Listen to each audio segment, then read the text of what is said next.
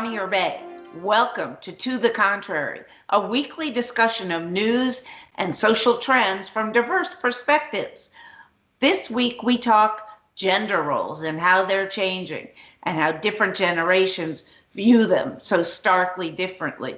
And the reason is I'm interviewing Lisa Selin Davis, whose new book is Tomboy, and she talks about how Tomboy reflects different values and different gender issues at different times in American history, which I found really interesting. Lisa, welcome.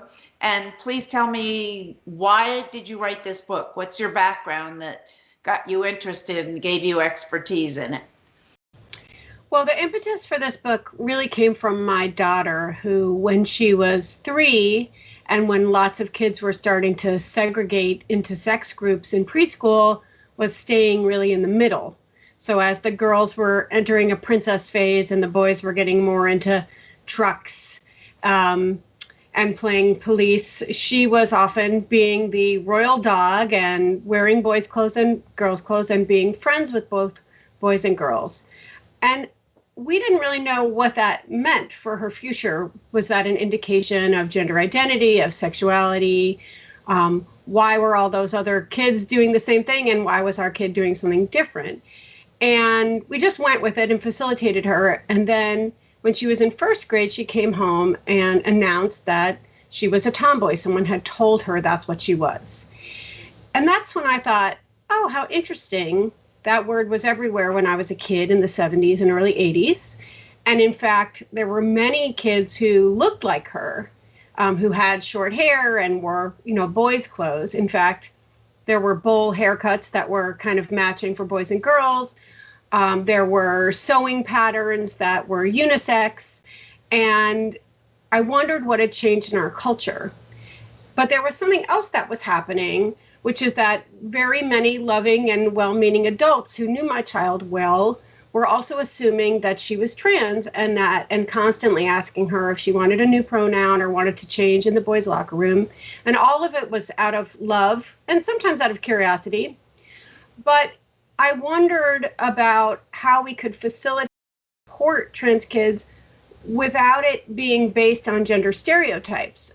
And if those were not girl and boy things when I was a kid, what had changed to create a world in which we were assuming that gender identity was located in stereotypes, and what was that relationship? So I wrote about that, got quite a bit of blowback about that in an op-ed in the New York Times, and it was all of those things together that made me realize there was a book's worth of material to investigate here. The research shows that if you are gender nonconforming, and by that, I don't mean that as an identity, I mean that as a way of being in the world. That is, if you're resisting gender norms that tell you that you're supposed to be or act a certain way because of your body, the research shows you tend to be more creative, you tend to do better in school.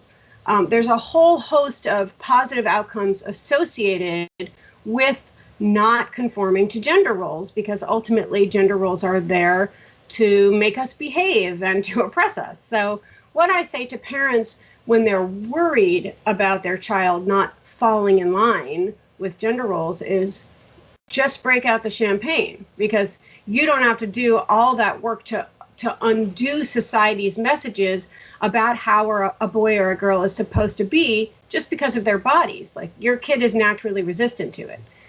There are lots of studies about why, some about hormones maybe, some about parental influence. There's a host of influences that affect how our children behave, but ultimately my thesis became gender nonconformity is a great thing, and for those who don't have that natural gift, we should encourage them to reject gender roles. What if a parent doesn't want to do that? What if there's an old-fashioned parent who is not, this is a conservative country. What do you say to those mothers? They're going to say, that's a bunch of bunk. My kid is a girl, and she's going to be raised as a girl, and she's going to turn out as a girl and a mother. Well, I would say look at the history of where you got those ideas. I was very interested in, where does our idea of normal come from? What are the roots of it? And ultimately, what I found was that most of our ideas about how young children should be dressed and what they should play with really have to do with making sure that the kids are not gay and making sure that the girls remain subservient. And that's where the history of gendering their material and psychic worlds come from. So up until about 100 years ago, young boys and girls were wearing the same clothes. They were all wearing dresses and they had long hair until they went to school. And the reason is that adults did not want to emphasize their biological sex because sex, gender, and sexuality were all mixed together in their minds. So thinking of a little boy or a little girl as a little man or a little woman would have conjured up ideas of them as future sexual beings, and adults didn't want to think about that. So they were dressed according to age, not sex. And the reason that changed had to do with the rise of psychology and an increasing understanding, even though it was a misunderstanding, of homosexuality. And because people started thinking that homosexuality was caused by nurture, not nature, they started to believe that they should dress little boys as little men to emphasize that they should be straight and manly. And then girls, their toys and clothes got gendered to make sure that they would perform their proper gender roles. And that's the history of imposing gender onto young children. And I feel like if we know that, then maybe we don't want to perpetuate that. Maybe we don't want to keep going with those messages. Because, as you say, if you support the child in whatever role the child wants to be, as opposed to picking something for the child is going to be emotionally much more well adjusted, do better in school, as I think you note in the book somewhere. Not only that, but just because we don't want to send them the message that it's wrong to be gay and that women should be subservient. I mean, if those are your beliefs, then they're, you're probably not open to what I'm talking about, but those are the opposite of my beliefs. And when I found out that every time a parent is refusing to dress a little boy in pink, what they're saying is, don't be gay, don't be like a girl, don't be gay. I wouldn't want to participate in that as a parent. So I was hoping that when people understood the history behind that, it might help us make different decisions as parents, but also not feel the need to impose gender onto their clothes, onto their toys. There was a point, you note, about 120, up until maybe 120 years ago, where blue was for girls and pink was for boys. Around 100 years ago, young children's material worlds got more gendered. But initially, colors weren't really a part of that. Pink was a very hard kind of dye to produce. So there weren't a lot of pink clothes. And then as it became more common, since it was a variant of red, it was often thought of as masculine. So a kind of discussion played out in parts of the media about what colors should go with what kids. And so there were certain department stores that would market blue as a girl's color, especially light blue, which was associated with the Virgin Mary. And other ones would say pink was a girl's color. And so that really didn't get fully decided until the middle of the last century for a variety of reasons. One of them being that Mamie Eisenhower was super crazy about pink. So she kind of helped solidify that as a feminine color, but also the rise of the consumer culture in the 1950s, and even more of a project of branding through color. So it took a long time for that for that divide to be part of this gendering of childhood. And why do you think it's bad that companies, to this day, right, continue to market G.I. Joe to boys and Barbie to girls? Those examples are interesting because G.I. Joe and Barbie are mostly the same thing. And one of the interesting things is there was a big study at the end of the 19th century about boys and dolls, and it was found that up to 82% of boys played with dolls. And I can't remember, I think G.I. Joe's from the 60s, but one of the reasons that action figures became so popular is that some people noted that boys would sneak playing with dolls because they knew that they weren't supposed to. So action figures were in part created to give boys dolls that, of course, they actually wanted, but our culture had sent them the message that they shouldn't play with them. But beyond that, often when toys are marketed as for boys or for girls, they develop different skill sets. So in the 19th century, there were almost no gender markers in toy advertisements. But beginning around this time where we begin to think, that we should make sure these kids grow up to be straight and girls subservient, you start seeing a change in the messages of toy advertisements. So you start seeing erector sets marketed to boys that say every boy likes to tinker and he'll grow up to be an engineer, and then mop and broom sets that say every girl loves to imitate mommy and keep the kitchen clean. And they have very, very direct messages about what you're supposed to like and how you're supposed to behave because of your sex. And we generally don't make it that obvious now, but we have plenty of other ways of marketing just to boys or just to girls. And the problem with that is that those toys help develop different skill sets, not just a sense of normalcy, but yeah, the more you play with Legos, the more your kind of spatial relations, construction, engineering skills build. The more you play with dolls and dollhouses, the more your nurturing and communication skills build. And those skills are both very important. In fact, if we want to be a well-rounded, functional human being, having the kind of boy toy skill sets and girl toy skill sets together in one human being is the ideal. Tell me about how the concept of being a tomboy, which, as you note in the book, is less prevalent than it was in the 60s and 70s, but how that restricts women.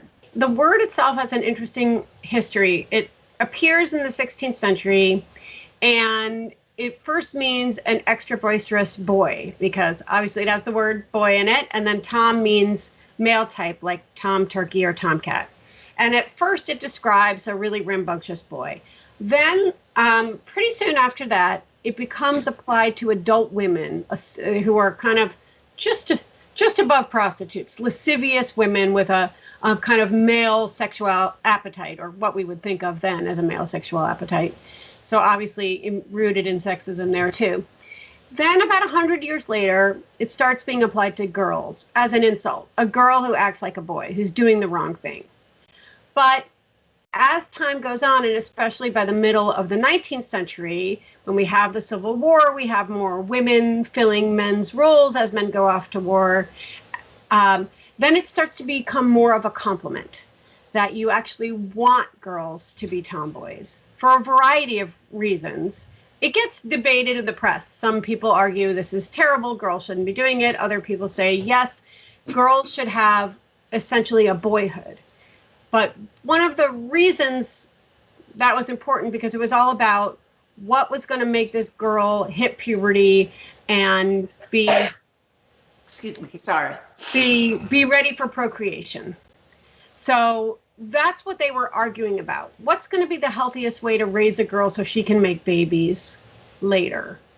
And the word gets debated and over from the end of the 19th century up until 2018. There are articles saying don't use this word, it's sexist, because it's declaring that these qualities like being sporty, being independent, being tough, that they belong to boys. So there's a lot of objection to the word itself.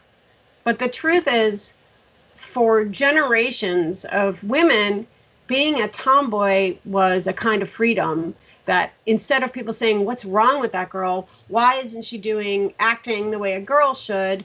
They would say, oh, she's a tomboy. I know what that is. It's a normal variation of girlhood. Not all the time, because there were girls who were too masculine to fit in that category. But I think it did a lot of work for a long time to create more space for girls to explore beyond the boundaries set for them by their sex. I get the feeling that one of the reasons that you say that being a tomboy is, the use of the term restricts women's rights, restricts their areas of interest, et cetera, et cetera, that it's a bad thing. But most tomboys, at least in my generation, and I was one, didn't grow up to be, anything other on the gender line than female.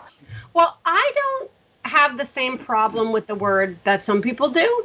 So I see how valuable the word has been, and I feel kind of grateful to it for providing, decades and decades of freedom for girls. But I think one of the things I talk about is that some trans kids felt very oppressed by it, because instead of it being a liberating word, it was a limiting word. It was people telling them, you're not a boy, you're a tomboy, and you need to stay over here. So the conclusion I came to after interviewing dozens of people from many different sexualities, gender identities, ages, geographies, was that having that kind of boyhood for girls, for whatever reason, had created many more self-confident adults.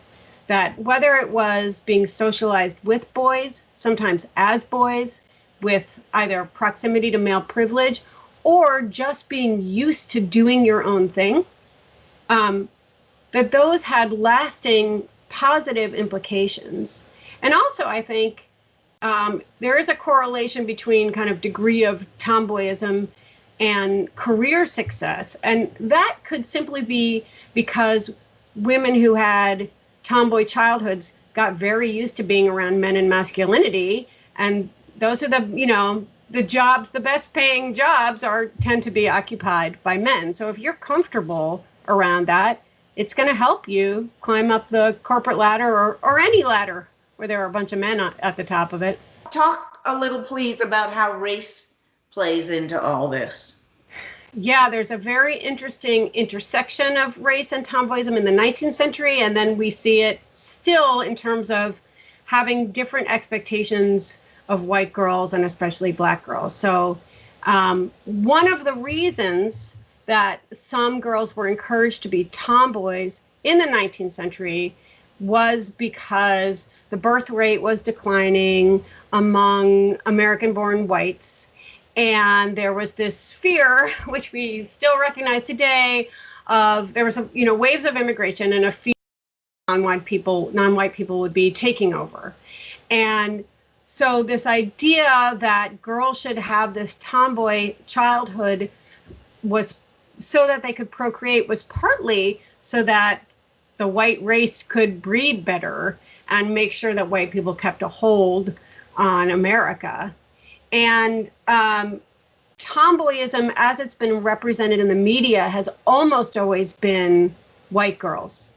And that there are racist reasons for that, but tomboyism was a privilege for kind of middle class and upper middle class white girls in the 19th century, because if they're getting their hands dirty, ripping their clothes, it's because they want to and can, not because they have to. So poor girls, enslaved girls, they wouldn't have the choice. They might be having an outdoor life full of physical labor because they were forced into that. And we often see the roots of that played out in how white girls versus girls of color get in trouble in school. So black girls get in trouble, are disciplined 6 times more than white girls, often for the same behaviors. That we still have very different ideas of what's okay for girls of different races, and that a white girl kind of acting entitled and uppity is a welcome thing, good for her. And a black girl, can get, wasn't there a 6-year-old black girl who got arrested at school last year, and black girls at pool parties getting shoved and, handcuffed by police officers? So we still have very, very different ideas about what's okay for girls based on their race. And one interesting thing you brought up when you profiled one such girl a young girl of color who identified as tomboy was living in poor neighborhoods. It was a protection. So please talk about that a little bit. Yeah, this was actually a friend of mine who grew up in the projects in Brooklyn, and she said tomboyism was just the way of life for her and the other girls there, that they felt in danger, that you had to show the boys that you were tough. So it wasn't a choice, it was a way, it was a kind of armor against the culture they were living in. And that's how you tried to they tried to dominate, to show they could run as fast as the boys, so that they wouldn't get hurt. So tell me where this leads us, because I feel in the book like you threw out a lot of interesting, fascinating information and history, and then at the end kind of said, well, we'll just have to see where this goes. Can you give me a little bit more direction? Well, it's a great question of where are we going, because I see these culture wars and they're vicious, playing out about gender. And I often feel like I'm dying to step in there and say, guess what I learned? And thinking pie in the sky that if people understand this in a historical context and understand how much capitalism, homophobia, and misogyny have, bubbled together to form our ideas of normal, that we'll realize that we don't have to participate in it. We can break free. That turns out that was way too optimistic. So what I want to see happen is for parents to make sex and gender less powerful in terms of their decision making for their children, and to really try to de-emphasize sex and gender. And a lot of the people who have written books about kids and gender come to the same, not all of them, but a lot of them come to the same conclusion, which is that we understand that the kind of messages that girls receive lead them to very low self-esteem, to being obsessed with their appearance, to having eating disorders and other related problems, and that the way we raise boys leads to all of this toxic masculinity that we've been talking about in our culture for the last year or so. Ultimately, the message is raise boys a little bit more like girls and girls a little bit more like boys. Don't think of it as biological imperative, but rather a decision we can make. And don't freak out about it so much. It's just put the boys in ballet, put the girls in baseball, try to change the messages, try to widen the range of normal.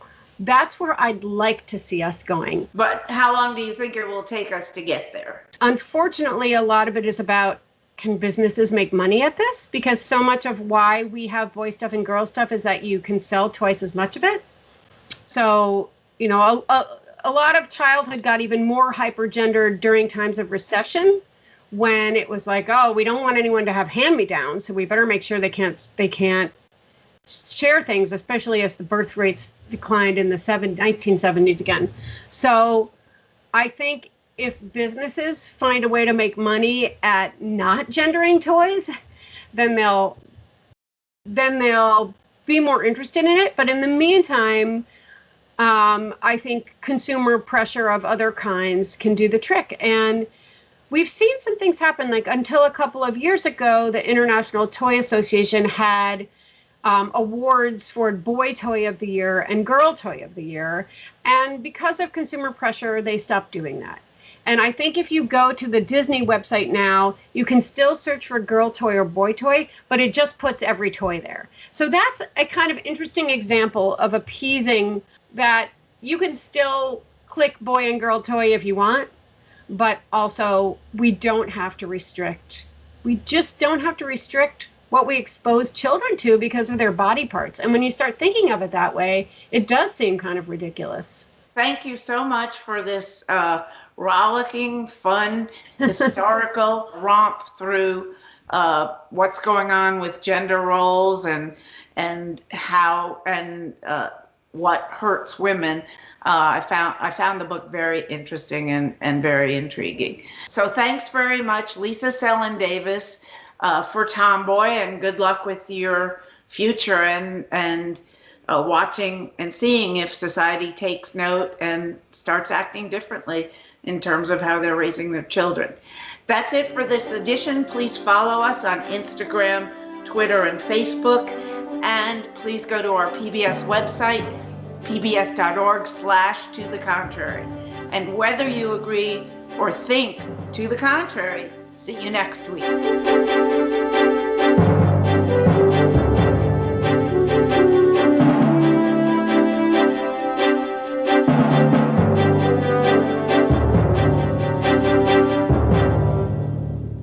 Funding for To the Contrary provided by the E. Rhodes and Leona B. Carpenter Foundation, the Colcom Foundation, and the Charles A. Freoff Foundation. For a transcript or to see an online version of this episode of To the Contrary, please visit our PBS website at pbs.org/to the contrary. Be more PBS.